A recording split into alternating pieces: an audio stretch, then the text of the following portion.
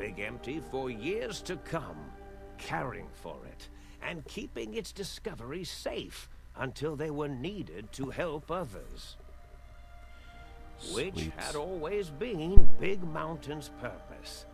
Past the laboratories and science, it had always been intended as a place to build the future of all mankind. The courier had scoured much of the Big Empty, although secrets still remained in the crater's depths. Perhaps that was for the best, however. Curiosity, while sometimes rewarded for its efforts, often proves to be equally dangerous. Dr. Mobius continued his research undisturbed in the Forbidden Zone. As much as he had attempted to create better Scorpions, he tried the same with humanity, with considerably less success. These failures didn't bother him overmuch. Once the rush of Mentats wore off, he forgot he had failed in any event. After all, the bright young mind who had come to visit him in the Forbidden Zone had already exceeded his expectations. The sink atop the dome bustled with the voices of a small town, constantly chirping, arguing, and snarling at each other. Still, this all happened productively in the interests of its new owner. The Sync Central Intelligence Unit discovered, despite its inversion code, it was comforted by the sense of community the other personalities gave it. The Biological Research Station, obsessed with seeding everything in sight, requested a transfer to the X-22 Botanical Garden, so that it might, in its own words, sensually fertilize the garden's smooth contours. The garden sent back a polite refusal, saying it had prior commitments with a vault it had helped infect before the war. The book chute continued to devour all seditious materials until it nearly choked on a paperclip. It adamantly maintained it was a Chinese paperclip, and the whole thing had been an elaborately orchestrated assassination attempt. Whatever the reason, it slowed down for a while, carefully appraising each document and clipboard that came to it. The light switches continued to bicker and flicker. This persisted until the day someone dropped a flashlight in the sink, and the two of them united in their hatred of the Showboat. One of them eventually transferred to the Lightwave Dynamics plant, and began a long, unrequited affair with one of the holograms. The Sync continued to ruthlessly scrub any particulate matter that came near it.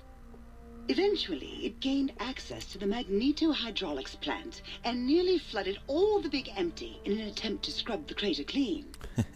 The Toaster continued its psychotic spree, reducing all appliances in range to scrap electronics and spare parts. After one of its more psychotic episodes, however, the other Sync personalities decided enough was enough and dumped the Toaster in a bathtub. Sparking and hissing, the Toaster swore its enemies would rue the day when they had bread and no way to toast it.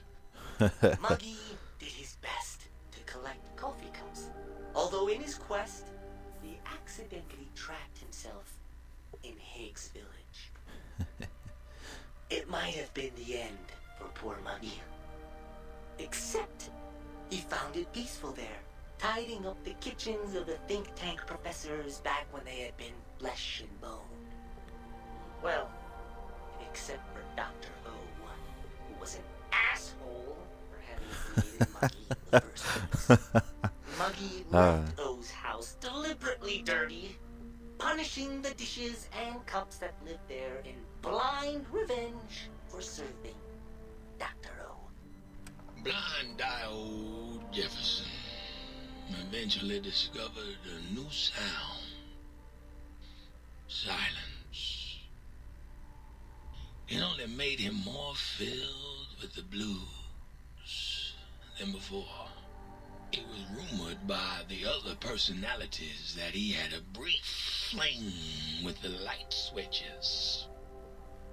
Although he forgot their names much too often and was soon left in the dark as punishment. Autodoc, always gentle and methodical. Kept sewing up the courier in all the right places when the skin split open from repeated wear and tear. The Autodoc was just glad to have purpose again.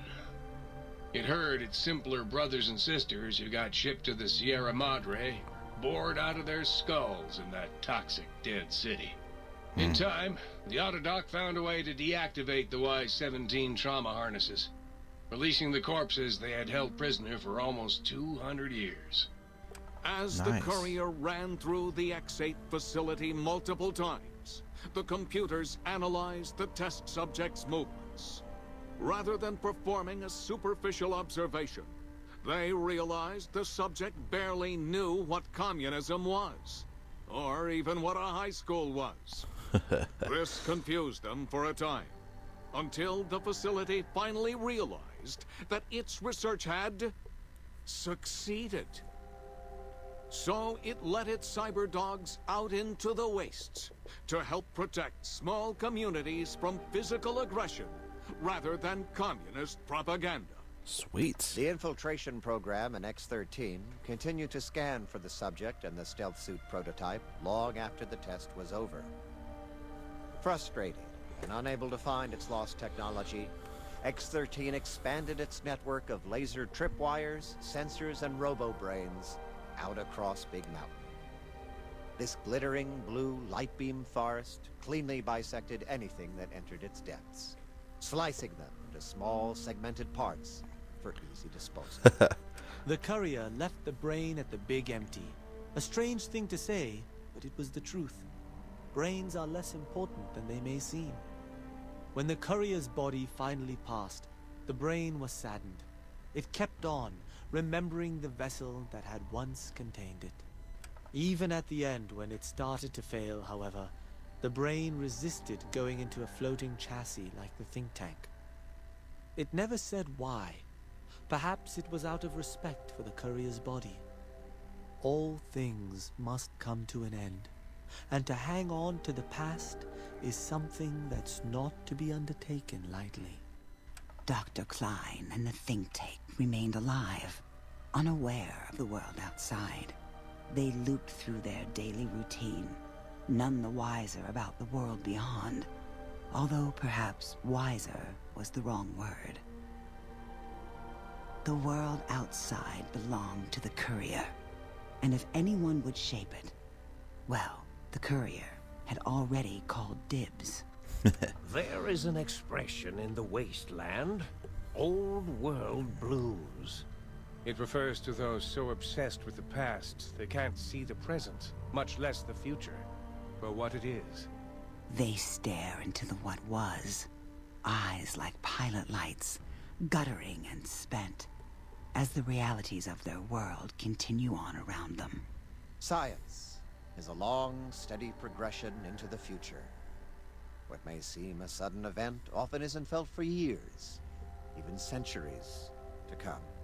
In the times following the Second Battle of Hoover Dam, however, Old World Blues took on a new meaning.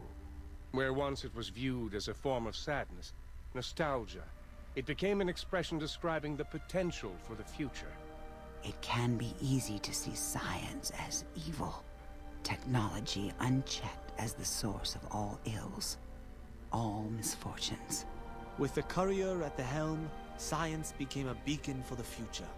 There was old world blues, and new world hope. And hope ruled the day at Big Mountain. We could say more, but the stories in the Big Empty speak for themselves.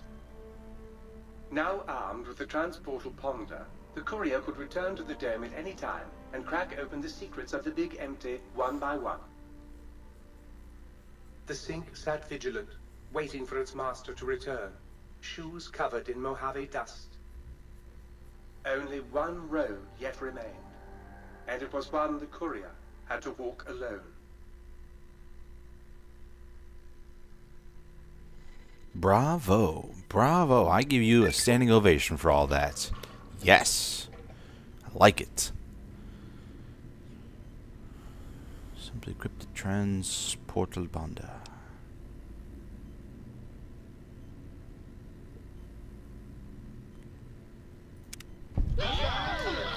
Whoa.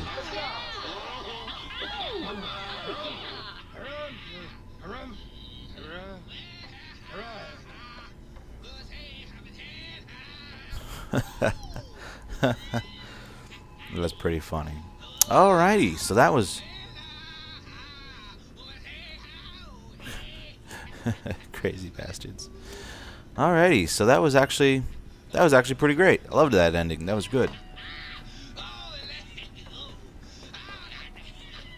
Alrighty, so thank y'all for watching. I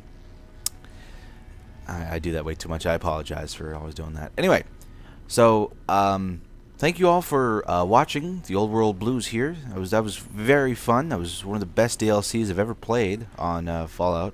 Fallout in general, Fallout 3 included. Better than the Pit. Better than what was the other one? There's Pit. Mothership Zeta was cool because of the new art direction. As free as a mountain bird.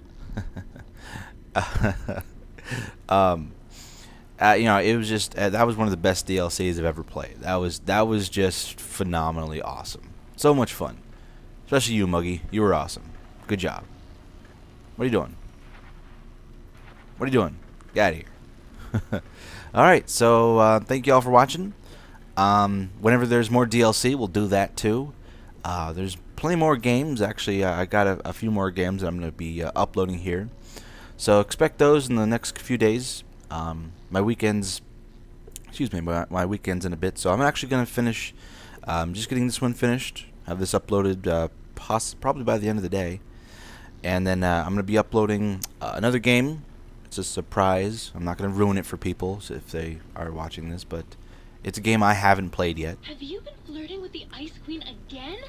Oh, I'm so much more fun. And I'll be uploading that, and I'll also be recording on this weekend more stuff for Ace Combat 5. So those are going to be the next projects. The next projects I'm going to be constantly doing. If there are any more DLCs for this or any other games that I come out with, I'll definitely be trying to record them. I just finished From Dust, which was good. I didn't want to record it. It wouldn't have been interesting to record personally. I wouldn't have had fun recording it.